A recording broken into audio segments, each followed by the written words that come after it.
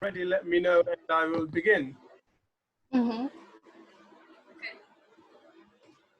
Hi, this is Abul coming to you live and direct from London, the United Kingdom. And if you are watching this interview outside of our Facebook group for social media marketing agencies, make sure you find the link and join in, especially if you're looking to start or grow a social media agency. Now, with that out of the way, I would like to introduce my guest, who is joining me from the Philippines right now. I know she's usually based in Italy, but because of lockdown, we are where we are. Her name is Samantha Justine, and she is a marketing coach for business owners, and she essentially helps you to make more money. So, Samantha, welcome to the show. Mm-hmm.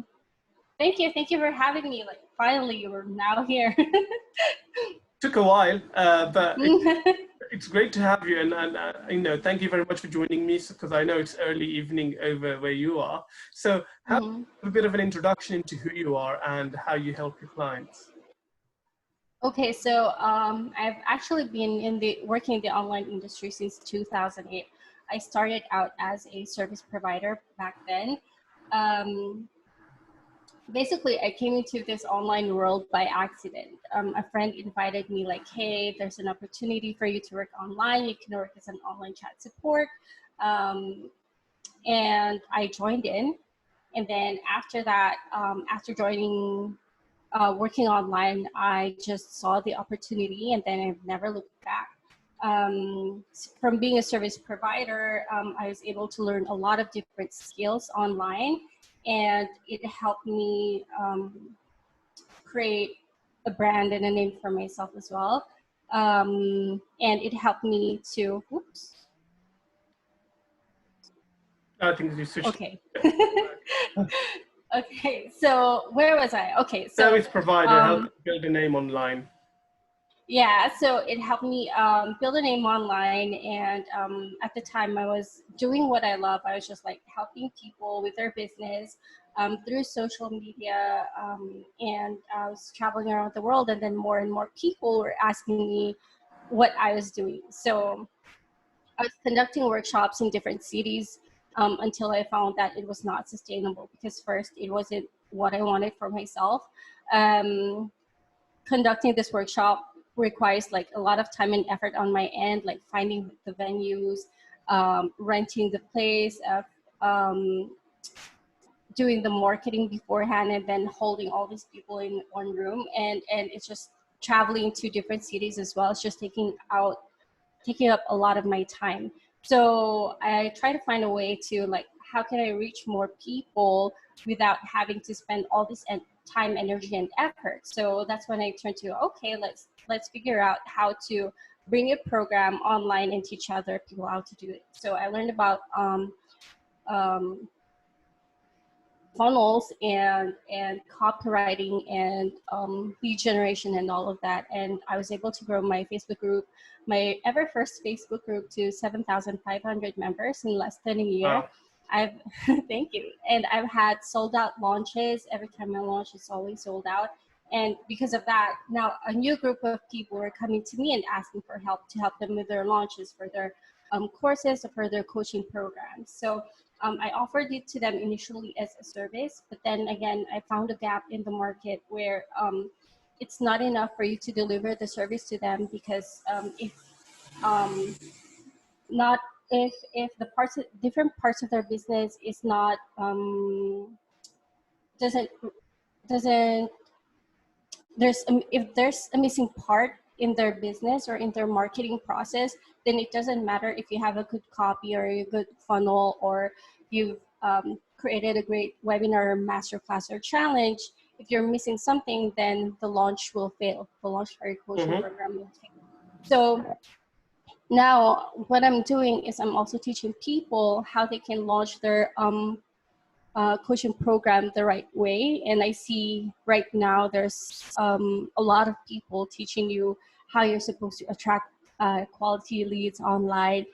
But I'm not sure if you read my recent post, but yeah, pretty much most of the people are just teaching you like to add as much people as possible, get to talk to as many people as possible, And then hopefully, because the numbers are in your favor, you'd get to close 1 to 2 clients in your coaching business. So I want to teach them the right way in which they can actually attract their clients. And at the same time, get into a sales conversation where you don't feel sleazy or peachy at all. Because usually most of the time when you're talking to a potential lead, the reason that you feel sleazy and like it feels so salesy is because you're talking to the wrong lead or you're not talking to the right client. So everything ties in together. Before you get them on a call with you, your marketing and your targeting with your marketing should be on point as well. So that's what I teach people and how they're supposed to reach out to people and market the right way. So when they get into the sales conversation, they're not so pushy or salesy with their conversation. Like they don't have to push so hard for the sale. Oh, that's a great story and a great introduction into how you were initially a service provider doing different things, and obviously you realized that you can't just rely on one thing or the other. You need to actually have a good system in place, and all of the parts kind of how they connect together. And now you're helping to essentially bring all of the different parts of the jigsaw together, which is great. So, I mean, what we're talking about today is the psychology of sales, and obviously, well, you very nicely touched on what other people are teaching in terms of ad friends and this and that. So, how does we start with what are coaches, consultants, agency owners doing wrong right now on social media to generate sales? Okay, so yeah, this has been what is being taught in the coaching industry lately, and it's a very old marketing practice, which they don't necessarily say the formula, but this is taken back in the, I don't know, 1800s or 1900s or something, 1960. I can't remember. Okay, but they call this formula the 7531 formula. So what happens is like they tell you to reach out to 7 people each day, and out of the 7 people, there's 5 quality people that's going to come back to you. Out of those 5 people, then there's 3 who might get on a call with you or talk to you, who might be interested with what you're doing. And out of the 3 people, then you're going to close 1. So that's a 7-to-1 ratio, right? So in the coaching industry, so let's say you get to add 7 random people, and out of 7 random people, you get to close 1. If you want to get 2 clients, then that means you have to talk to 14 people. If you want to get 3 clients, then you have to talk to how much? 21. 4 clients, you have to talk to 28. So you see why it's so difficult right now to get clients is because you're being told like to talk to as many people as possible. Sure, your calendar is going to look like it's booked out because all of these people that you've reached out to, they booked on a call with you. But at the end of the day, are they really quality leads or are they really quality people? They're not, because you just made a connection with someone who barely knows you. You probably like had a casual like conversation trying to like, oh, what are you doing? Oh, I think I can help you with that. Do you mind to jump on a call? And then they get on a call with you, and now they're teaching you this sleazy sales script as well. Like, oh, where are you now? How much, right? It happens to me every single day without someone knowing where I am at with my business. So please carry on. Yeah, so it's, I feel so sleazy even. Like, I mean, applied the wrong way, of course, it's gonna look sleazy and it's going to appear very sleazy as well. But if you're targeting the right people, then this conversation wouldn't feel so sleazy and salesy as well. The reason that it feels sleazy and the reason that you feel like you're trying to push for the sale is because you're talking to an individual who's not the right fit for what you're doing. So in order for you to have like to transition into the sales conversation where they're basically like already pretty much sold to work with you, you have to build that initial relationship first. And of course, with the first part of building that relationship, it also depends on the different scenarios where you got to know this potential client. That's why develop this system is a combination of what I've learned from like the best coaches out there. I call it the client journey content creation. So when you're creating content, there are three journeys that your clients are taking with you. The first journey is the know phase. The second journey is the like phase, and the final journey is the trust phase. Like we all know the know, like, trust. It's very basic. It seems like, because we just get to know this person to make us know us, like us, and trust us. But you can't make that happen in just like in an instant. When you add people randomly and then you expect them to know you and like you and then eventually trust you to work with you, it doesn't happen like that. There are probably people in your network already closest to you that trust you. Then of course the transition to a sales conversation would be so much more easier. And you only transition your sales conversation with the people that you know are already in the like and trust phase, right? So, but unfortunately, a lot of people are trying to transition to a sales call immediately when the people around them are still in the know you phase in their client journey with them. So it would take a lot of push. It would take a lot of convincing and forcing to get them to like realize that what you have to offer to them can help them, because they're still sure, maybe they have seen some of your content, but because they just got to know you, you haven't built that like and trust factor.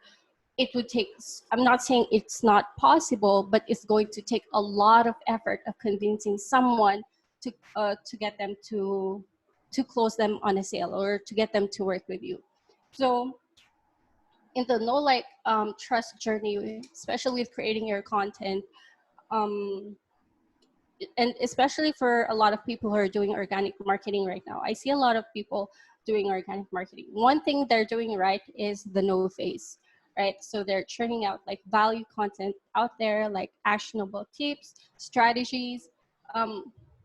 Some people are creating content for the sake of just churning out content as well, just to get some sort of engagement, and whoever engages in their content, then they try to get them, oh, thanks for liking my post, how are you doing, and then try to get them on a call again, when the content itself doesn't hold a lot of value.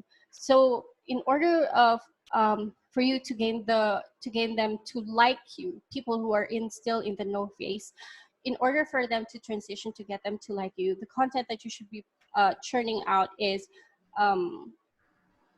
your value posts, your methods, trainings, case studies, step-by-step tips and strategies. These are the things that are, and not just any type of tips and strategies that they can actually use and take action and get them quick results or instant wins, right? That's what I've been doing.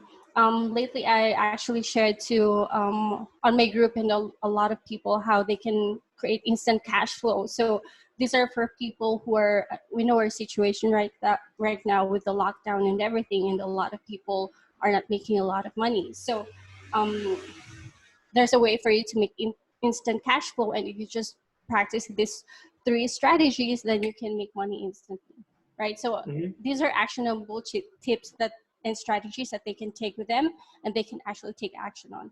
And if that gets them a result, then they'd more likely trust like you, that, oh, okay, this person is actually giving something that's of value. So that's how you transition them from the know to like phase. The next type of content that you should be creating is for the like phase. So these are your personal story, your journey, because these are the things that people relate to, and your personal beliefs as well. Because at the end of the day, even if we are intellectual people, right? But at the end of the day, we feel connected to someone, and we feel connected to a person if we know their um, their if we get to know them personally. So these are your personal values, your personal beliefs. It doesn't have to be like super personal. It can be for your personal story about your business, pretty much like my story on how I got started out with working online and my struggles with it. and your personal beliefs as well. Like I see, for me, for personal beliefs, it's also showing people like what you stand for and what you stand against, because it's not enough that you stand for something, you also have to show people that you're also not for something, right? And for me, what I like is having a business that's simple, easy, and it feels effortless. Not that you're not putting any effort, but because you know you have a framework to support it, it feels like the work that you're doing is effortless, right? And that's the business that I want to be involved in, because I've already been in this industry for what, 12 years, and I know what it's like to be in the phase where you're like hustling hard 60 hours a week, 60 hours a week or something like that. And then you're just going to end up burning out. And then you're going to take a break and take a step back from your business. And then when you feel like ready again, you're going to step back in it just to burn out. And that's what a lot of people are experiencing now. And I don't want people to have that type of business. I want them to have a framework where it feels like their business is simple, easy, and effortless. Because at the end of the day, we have a business, we're living, we have a business to support our lifestyle. It shouldn't be the other way around. And what I stand against is like all these entrepreneurs who are like, oh, work hard, you have to hustle hard, you have to work 16 hours a day, you know? And I mean, if that works for some people, then go for it. But that's not what I want for myself. And I know there's a lot of people out there who don't want that for their business too. So And you will attract that's them because the market is large enough, you know, because mm-hmm, sometimes people have a mindset issue and they think this is the market, so you need to be doing 10x work, right? mm-hmm, Others mm-hmm, will put mm-hmm. family first, and if you are putting content out to that effect, you will attract them and they will like you. Like, Yeah. yeah, And I think people are scared with like creating content, that having to create content like every single day, because they feel like, oh my god, I have to think of another content to write up today to post. Like if you have a proper framework, and that's what the framework that I use, like I just create a content for like the entire week, or whenever I feel like it as well, when it inspires me. And then I have a content scheduling system where I don't have to worry about like thinking what to, where I have to think about what to post for today, for the next day, or the next, and share the content in a different group and so on. So I have a framework for that, and it also supports the know, like, trust journey of creating the content as well. So now that you've created that personal belief in your values at the same time, and you've built that like factor to your audience, you've created that message that would resonate with them. Now comes the final phase of the trust phase. Now is the time that you call them out and tell them like, here's what we're gonna do. Here's what I have to offer, and this is what's going to happen. So this is your current situation right now. These are what the other people are teaching, and I know you're not up for this type of if you're not if you're against this, if you're against the hustle and working 80 hours a week, um, and you want to transition into something better, a business that's simple, then this is what I have for you. If you're ready for what I have to share with you, then just send me a message and then we'll have a conversation. So the transition is so much more easier. And actually, I'm currently in the trust phase of my content creation right now. I'm not sure if you saw my post, but I already have a couple of people who want to start getting on a conversation with me, because now we're going to transition into the sales conversation, and for me to actually like get to know them and see where they're at, and then transition that into giving them an opportunity to work with me. So that's how the process goes. But at the end of the day, the know, like, trust factor only works if you're also clear with your message. And I see a lot of people out there who are saying, oh, I'm very clear on my message and I'm very clear on my client avatar. My message is for people to attract quality leads, high quality leads into their business fast. That's just surface level. That's just tip of the iceberg. It's also knowing the the deepest levels of your message that they can resonate with. And that's what I'm here. That's what I also do for my clients, is like really getting that message out, their voice out, where they can articulate their vision and their mission and their message.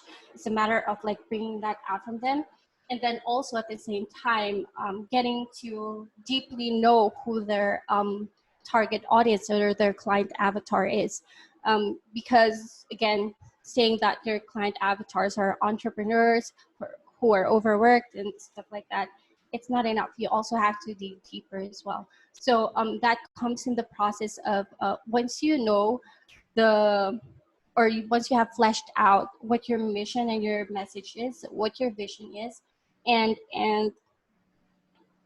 understanding the people as well that you want to reach out to with your message, then it's just gonna feel, that's how client attraction is so easy, because everything is just so interconnected that it doesn't feel like you're having to pull someone and chase someone and hunt someone to get to work with you.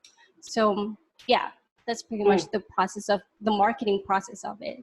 That's awesome. That's awesome. And thank you very much for such a detailed explanation, because what you have said here, I can literally just lift it and apply it straight away. So back to the whole kind of the know, like, trust you phase.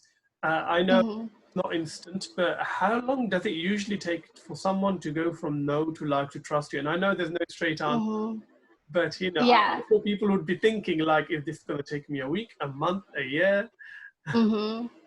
I totally understand, especially for people who are new in the online space. There's probably nobody who knows them yet, right? So it's like they're also rushing in a rush to try to get the know, like, trust as fast as possible. But to get to know them, actually, for me, like I mentioned, I lost my old profile, right? And in rebuilding my new profile, in just 2 weeks, I already booked 3 high-ticket clients. So yes, it's just knowing really what your you have clarity on your mission and your message, your avatar, and also clarity on those services that you're offering. So if that is clear, it's easy. It's gonna be easy for you to reach out to the people that you get to work with. So no, like, trust. It can be, if you're already clear on all these 3, it can all happen within just 2 weeks. For some people, it takes longer just because they're still not clear on their messaging as well. That's the reason. That's the only reason why it takes long. It's because there's still a mismatch, or there's still something missing with their mission, their message, and they're still not quite clear also on the who or the avatar that they're targeting. So when I get to work with my clients, that's the 3 basic things that we focus first before we start fleshing out their content strategy. And then after that, I get to help them on how to transition that lead into a client through the sales conversation. And usually it's not a lot of work anymore. We still do have a sales script as well that supports that. But if everything that you did from your lead generation to your marketing, transitioning to sales won't be a problem anymore. Awesome. I know you've been very generous with your advice here, and we're kind of coming up to the end of our conversation. So one final question. In terms of content creation, you know, do you find that a certain type of content works better than others? But by that, I mean text versus image versus video versus a live, etc. You mix it all, or how does it work for you? So, truthfully, when it comes to videos, it has the lowest reach, for especially when you're sharing it on social media. But it's still like one of the most, I'd say, useful tool out there when you're actually trying to teach people what they want to learn. You're gonna get a low reach, but if you're gonna share it in a group who's already, let's say, on your know and like, in your like and trust phase, then it's easier for them. It doesn't matter if you're not getting enough reach. if you're sharing this with people who already are in your know and like, no, like and trust phase, then they're going to be consuming and consuming your content. But if you're sharing recorded videos to people who still who are still in the know phase, they still need to get to know you, then the engagement for that is pretty low, even with live videos as well, like Facebook Lives.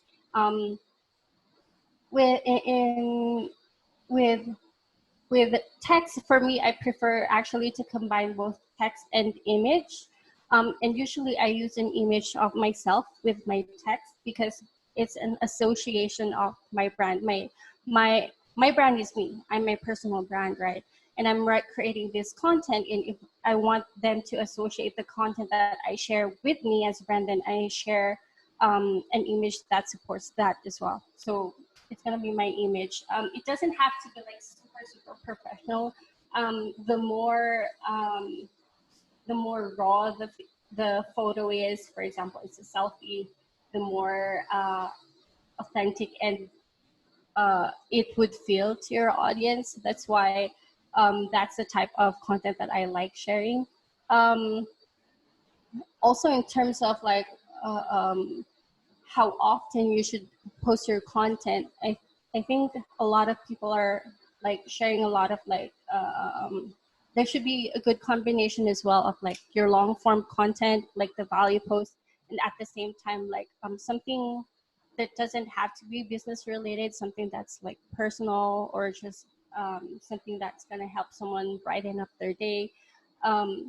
You need to break apart the long form content with a short form content or just an image, because at the end of the day, this is still social media, right? You still need to be Mm-hmm. social and you're connecting with people. And at the end of the day, people connect with people. They can connect with you with your business as well, and that's part of it. But you want to connect to them on a personal level as well, and that's also sharing something that you do on a daily basis, even if it's just a random stuff. For me, it's like, okay, I'm working here in a coffee shop, just having a chill day. So it's just sharing something random, it helps out. But in terms of like frequency of content, in the know, like, trust phase as well, if you're still in the know phase with your audience, you should be posting just once a day. You shouldn't be posting like every single time, because you're still trying to get them to know you, and they're still pretty cold about you. So you shouldn't be trying too hard to also like push or pull them to get to know you. So just once a day. For the know you phase, you're probably gonna share about 2 to 3 times a day, because at least now they're already like, I mean, for the like phase, now they're getting to see what you're doing. They want to connect with you on a personal level, and then the trust you phase, especially when you're on a launch, then that's when you post about 3 to 5 times a day, but in a particular network as well. So you don't do this on all platforms. So let's say on Facebook groups, because these are your know you people and you're still building your name out there, you should share one content a day. For the like you and trust you group, these are people in your personal profile and your groups. And that's when you can post like 1 to 2 times a day, something personal and something that's still of value that they can use for their business. And the trust phase, if you have your Facebook group, and you're prepping for something big or for a launch, that's the content that's right for that. So yes, the different content that you'll be also creating would also depend on the different platforms you're posting, and the frequency would also depend on what stage they are in the client journey with you. So yeah, there you go. Awesome, absolutely awesome. I feel like you've delivered a masterclass here. So thank you very much. Mm-hmm. Very generous with your experience. Now, if you're Mm-hmm. watching this video and you want to find out more about organic marketing, find out more about the know, like, trust framework, I'm going to tag Samantha to the video. So head over to her profile. And on that note, Samantha, Justin, thank you very much for joining us. Thank you. Thank you for having me.